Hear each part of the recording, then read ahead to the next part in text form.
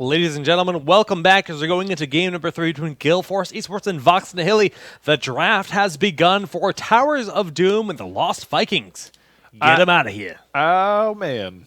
That is huge. And first pick Tassadar makes me think that we might be seeing some Tracer action coming in. Tracer, Towers of Doom. A lot of teams really like this. And there's excellent. You went real Southern for a second there. I like it. I don't talk Southern. I'm not from Kentucky. Oh, wait. Anyways, Zeratul being picked up with Brightwing. I love the Brightwing pickup. I think this answers the call to globals. It answers the call to what happens if Tracer gets picked up. You have the polymorph for her. I like the first two picks when you see a first pick Tassadar playing it a little bit safe with their draft.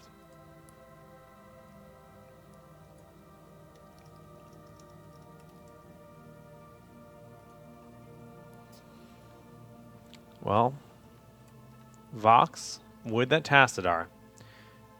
They're going to go for Vala. The potential of Illidan is still there. Don't know if they want to show it early. Going Murden. Very, just safe draft. This looks like 2014 draft. Volamurd and Tassadar. You got to think, are they pairing something with that Tassadar? Tracer banned out. See, this is exactly what I'm talking about. Yeah, you can go into Illidan. Illidan doesn't do as well on this map. Abathur being banned out. Things are getting crazy, and Towers of Doom can make you do crazy things. It's not the same kind of map, man. This Battleground is a different beast. Global's going to be prioritized. Brightwing is there. With ETC off the map, it's time for some stitches. I know this is crazy. You feeling it? You feeling the stitch? No, I want him to get crazy at the end of the night. I mean, why not? Yeah, I mean, the Tracer ban makes sense with Tassadar. Dahaka, the global, very mobile team. Gale Force's draft is they have the options. They have the ability to be anywhere at any time. They're going to go for Li Ming to give them a dangerous amount of burst between Li Ming and Zeratul. This is pretty wild, man. I mean, the drafts, I think, have taken a turn for, counter picks. First pick, Tassadar. First ban, Vikings. I mean, it just seems more and more like things are evolving in the meta, and you always have the fear of things you don't want to deal with, so you try and put things on an even playing field.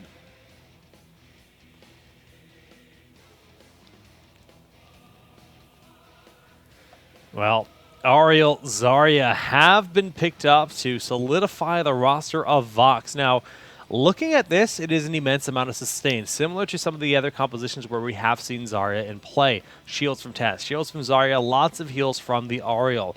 But is it enough to deal with the burst damage and the triple global here on the side of Gale Force? Falstad, Dahaka, Brightwing, anywhere, anytime. If you're wanting to turn a fight, and at any point, you can do that. And it's not just think about if you keep a global in like one lane each, or you kind of have that priority. And we saw it yesterday. Is you have that priority towards a global hero in the top lane. You are able to get down to that bottom altar, especially during the first phase, to where it's 3 altars.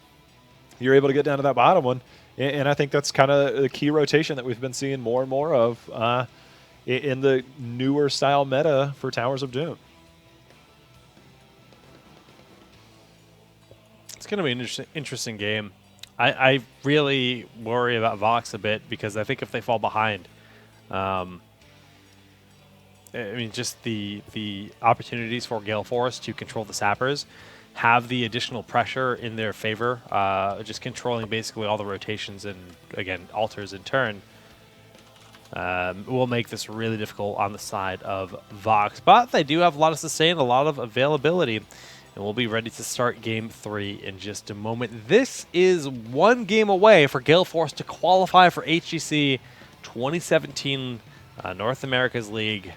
It's a pretty big deal. It is. They're the #1 seed, though. So Naventic had something to say about that. They did take the clean sweep, man. Well, no, they they also actually had something to say about it. What did they say? Go to Twitter for it. I mean, it was a few days ago. But more importantly, Saved by the Bell. Game is about to start. Game number 3, man. I'm excited. This is Gale Force's time to shine. Are they going to have the sweep? They're going to fall into the same hole that we saw in Aventic where they had a little bit of a hiccup in Game 3. But to find out, Vox and Nihili more than capable. Let's see if they can deal with the globals, though, Jake. Yeah, there's a bit of a challenge when it comes to dealing with that when you don't have a global of your own. Which means they just need to be able to win the altar safely, be able to stall with heroes like Tassadar accordingly. On the blue side, that is Vox and Nihili. They're currently down 2-0. Daihu is going to be there on the Muradin. That's Zarya played by Zeus, Ario played by Lex Uther, Hosty's going to be on Vala, and Hao will be playing the Tassadar. On the other side for Gil Force, we know we got a lot of fans rooting. There's Crow and on Li Ming. Everybody's excited when that happens. Akaface on Brightwing, familiar face for him. Michael Udall on Falstad. Equinox on Dahaka. Fan on Zeratul. Talk about some comfort picks. Yeah, it's the comfort classics in a lot of ways. And nobody gets the Li Ming on that other side. Nobody. No one. See how much Crow and we're going to see. Look at this. They have a global in all 3 lanes. Their threat is everywhere. Yeah, and it's actually just so smart. Like, right, Falstad, if he needs to rotate, he can go top, bottom, doesn't matter. Brightwing, same deal. Same for Dahaka. Anywhere they want to be, they can go in an instant. And, of course, Dahaka, the most stable on his own, well, he's the one in the solo lane.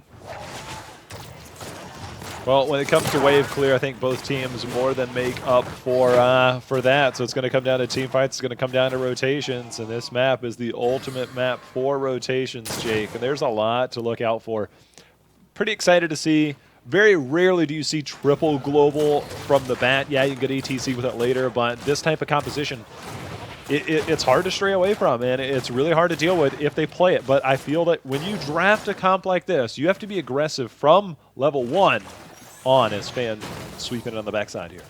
Looking at Lex Uther. A lot of damage. If the missiles had hit, he would be dead already. A little bit of a mistake, but it doesn't matter. They find the kill. Vorpal Blade, that level 1 now for Zeratul, working out. Look how many people joined the party. Dahaka came down as well. Fan flew in. They're going to be forced to rotate up. And, you know, I talked about the first altar phase and being able to have those globals. You used them right before. That's why I said you got to use them early, and you also got to prioritize them. I don't know if this is a mistake. We're going to find out. A lot of times we see people at the top with the global, then join the party at the bottom. So we'll see how this works out and whether it was timed well enough. Well, Equinox sits there just in time to soak that top lane, make his way to the altar. Zeratul wants to poke in. How does have the Oracle. He gets eyes on Zeratul. Daihu. Ooh, nice juke there from Fan. So far, so good. Dahaka is going to freely channel that. The fight is where it's going to happen here at the bottom. Dahaka going up to clear out. I think Akaface might see, but those particle grenades, man, are such a pain to deal with. Detainment Strike has already been cast. Akaface gonna just barely not get the channel. Wow, so close. Yeah, so close, but surely they can't give this up. Lex Uther already starting the channel. Dahaka at the top. They're going to give up this altar. They're also going to be giving up a camp at the bottom. This is an interesting strategy. Looks like they might be coming in to re-engage, though. I think they were trying to feign aggression with their right-wing phase shift. And Vox, with no fear, they hold their ground. They grab the sappers, and those sappers, all 3, will connect. I did not see that coming. And they've got a long-term goal with the globals. That's fine, but interesting. Okay, Equinox really stepping forward. 1 sapper in, the other 2 making their way forward. Even trades with the sappers. Bottom lane, Fan holding his ground. Falset flying in. The power of the globals coming into play. Well, there's the aggression right there. And Lex Uther Crow and landing those skill shots. That's how he made a name for himself earlier this year. You can see already getting value out of him on that hero and the globals, as you just talked about, Jake. That nets them a strong experience lead. Yes, 4 damage in favor of Vox and Nihili when it comes to the core health, but once you start to get that momentum in your favor, once you have the power to do these global assaults like that, it becomes really hard to keep up, especially if you start losing structures. And that's what we're starting to see happen. The pressure is there. Crowan knows when he can be aggressive and when he can't. Again, there's not a huge threat to him. His fan just lurking as Daihu is wandering by. Equinox is there. I mean, you're not really going to take down Muradin, but you can definitely give him a scare if you want to. Single altar in the middle of the map. Equinox getting some nice damage on. He just wants this tower, and he gets it. Yeah, he can definitely make his way down a lot quicker as Tassadar gets sniped out of the middle. That's bad timing. They're going to have to give up this altar. This is not something you can safely take 4v5, and I don't think they want to step up as we see Muradin staying in that top lane. Akafate's going to get the safe channel to even the score here. That's going to be picked up with ease as Dahaka staying in the top, getting that push on in. 1 level lead for Gale Force. So far, so good. You know, we're seeing Give Me 20 picked up by Zarya at level 4. It's not necessarily been the most popular pick. We're going to see if you can gather those globes as needed. You know, there's a change that we saw in the meta in terms of how people built Li Ming. We see Calamity now at level 7 as opposed to that Seeker, which Crowan used to use quite a bit of. I think a lot of people found a lot of value out of that level 7 talent moving forward. Yeah, I actually have always enjoyed it. But the Sappers enjoy running in and blowing up on things. Well, just 2 of them needed to take out the wall. Last one will be cleaned up. Sappers, more of them in the top. Globals coming into play. That body block of Michael Udall, pretty good, but not enough as Daihu just throws the Stormbolt taps as well. He does, but you talked about structures just a few moments ago, Jake, and look at this top bell tower. 3 Pumpkin Sappers go in. It's nice that you can return some of this damage. Crowan coming down, throwing a little bit of a threat. No real threat just yet. Really just trying to deal with the minions, get the soak, nullify the safe barrier they provide. And the fort's picked up. Level 10 is here. This game, as the bell towers are very nearby, is, I mean, the momentum, everything about it in Gil Force's favor. Yeah, I love the fact that they're using Fan to scout that out, to be able to keep an eye on that camp. And you can see already Vox Nihili forced to rotate up to try and take that bell tower back. I love this. More importantly, they're going to be giving up that bottom camp. Yeah, this is 5 damage. Ooh, RNG not on their side. Yeah, this is just 100% free, and they can stick around safely. Both of them have the global when they want to rotate. Ooh, it's going to be 6 damage. This is a nice call. I think they might be able to get it down in time. This Pumpkin Sapper's going in there. The scary part about this is that right now you're going to have to walk down. If you had any hopes to contest that, which at this point they aren't, right, you would have to walk down the middle. So keeping them on their toes. I love this right now. I wouldn't be surprised if Gale Force, if a lot show on the map, could they make an early boss play? Well, if the Sappers are, you know, forced response in bottom that they need to worry about, look at Crowan trying to stall this out as long as possible. Just maintaining a presence here in bottom. Might seem like a risk, but it's really smart. The longer you can keep this bell tower alive, the more possibilities you have. Now there's, again, the 3 Sappers marching on bottom. Global Presence Akaface making his way down. Dahaka in the top, not only for the presence of the soak, but to keep pressuring that bell tower. Is it worth using... Oh, Fan being caught in. VP forced to come out. Expulsion zone is in, locking them out for the moment. Michael Udall, here comes the Gus. Oh! A little early. A big mistake on the side of Gale Force. That could have been, like, the biggest team fight victory ever. They get the drag, though. They find the kill. Udall... So low, the strafe is just out of his range. The dwarf toss in, barrel roll away, and Aka's going to be able to get the heals. Meanwhile, that could have been a lot worse. Yeah, if the VP was dropped for the Gus. Slight miscommunication, still favorable for Gale Force. That was a pretty big. I would love to rewind that and see what would have happened at that Gus Gusted into a bell tower as Dahaka brushstalkered into the side. Huh. People would have died. Could have been a lot more interesting. 2 altars spawning, though, Jake. Yeah, the 4th spawn is here. Once again, though, this global presence, we talked about it in the draft. The way that you can really just punish your opponents for not having that when you have so much of your own. They have all the options in the world. Falsenet also in the top. Crowan gonna get the phase shift. He's fine.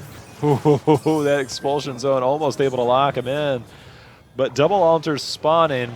top bell tower is taken. As you said, 5 shots will be taken if they opt to. Nice interrupt there by Crowan. Forest Wall is good. Teleporting right on over. Equinox in the back with that Brush Stalker. Immediately has to pop the trait to stay alive. Falsehead also has made his way down here. The Crystal Aegis has to be used due to that drag. And now Brightwing in a bad spot. Brightwing in a bad spot, but Void Prison has been used to be able to lock them down for the moment. We see Michael Udall on the backside continue to put pressure. Lex Uther, there's the Mighty Gust, forcing them away. Daihu very low, Jake. Very low indeed. Lex will get polyed and blown up. Daihu should be the next target of choice, and that stray from Hosty is doing a lot of damage, but is it enough? Not a single member has fallen here on the side of GFE. Hosty gets the shields. They're looking for the kill. Falsehead finds it. How the only one left, but not for long. This is 10 damage, or do they stall it? They're going to stall and try and get another bell tower. This is a little bit greedy. I know that you have a little bit of time. You're going to stagger these deaths. Looks like they might be able to hop on it. Oh my goodness, they are going for all 6 already. Jake, this could be a massive power play if they're able to execute this. No way. This is insane. Oh my. This is insane. They are putting it 14, on 15, right now. 16 damage at least. Wow. I don't know if I've ever seen Not this early. that happen. 10 minutes this quickly. in. 6 cap? Was it 17 or 18? I don't even know, man. I can't count that high. They're going to be forced to respond. Camps are being picked up at the bottom, at the top. They're going to be able to reclaim that is Gale Force. At the same time, the threat of escorting these in is real. You almost wonder, is it time to make a play for that boss? Are they just going to continue to try and put pressure on the bell towers? They can actually do whatever they want. Why would they not go for the boss at this point? Sappers up top. Dahaka. Oh, we just got this back. Nope. Are we going to see the Mighty Gust into the bell tower this time?